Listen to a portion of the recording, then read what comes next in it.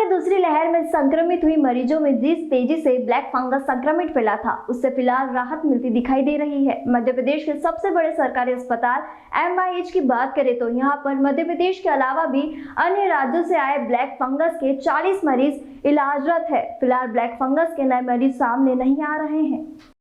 गौरतलब है कि कोरोना की दूसरी लहर में रेमडेसिविर और अन्य इंजेक्शन के चलते मरीजों में ब्लैक फंगस के लक्षण मिले थे, जिसके बाद इंदौर के MY में इनका उपचार चल रहा था। डॉक्टर BP पांडे ने बताया कि ब्लैक फंगस मरीजों का इलाज महीनों तक चलता है, इसलिए केवल रूटीन चेकअप के लिए आ रहे हैं। ब्लैक फंगस के मरीज जैसे कि हम देख रहे हैं कि वर्तमान में हमारे इस पूरे क्षेत्र में ही कोविड के केसेस लगभग ख़त्म ही हो रहे हैं, अर्थात क्योंकि इस बीमारी का सीधा संबंध कोविड से ही था। तो जब कोविड अपने चरम पर था, उसके 4 से 6 हफ्ते के बाद ही मरीज आने शुरू हुए थे।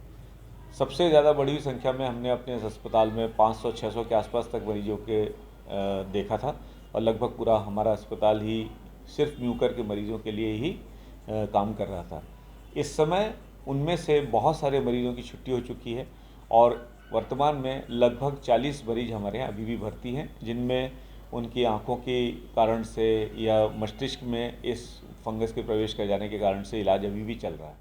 MY अस्पताल के मेडिसिन विभाग के अध्यक्ष डॉक्टर BP पांडे की माने तो MYH से अब तक 684 मरीज स्वस्थ होकर अपने घरों को जा चुके हैं।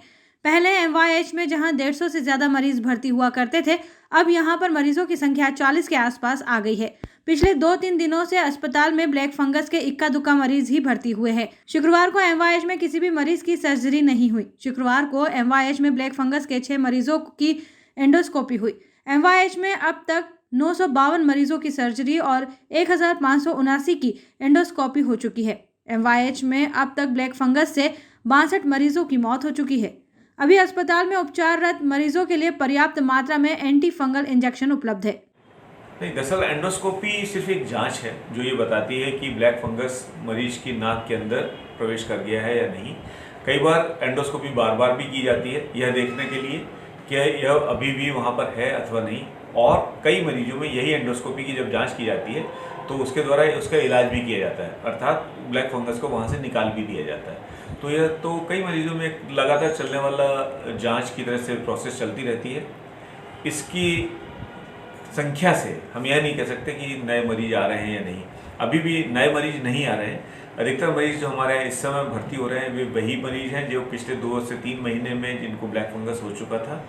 ब्लैक फंगस के बाद उनमें सभी को मालूम है कि उसका इलाज कई महीनों तक चलता है। उससे छोटे मोटे कॉम्प्लिकेशंस के साथ में या रूटीन मैनेजमेंट के लिए वे आ रहे हैं। कुछ मरीज मैं आपको ये भी बता दूं कि अभी भी गंभीर अवस्था में ही हैं, जिनको कि लगातार लंबे समय तक इलाज चलेगा। डॉक्टर पांडे की माने तो सितंबर माह के आखिरी सप्ताह तक में MYH में ब्लैक फंगस के भर्ती मरीजों की संख्या 30 से कम हो जाएगी। इसका मुख्य कारण पिछले 2 माह से शहर में कोविड संक्रमित मरीजों के नए केस में आई कमी होगी। पहले जहां आसपास के शहरों से भी MYH में उपचार के लिए मरीज भर्ती होते थे, अब उनकी संख्या में भी कमी आई है। अब इक्का दुक्का मरीज ही अस्पताल में भर्ती हो रहे हैं। इसमें रूटीन के लिए आने वाले मरीजों की संख्या भी शामिल है।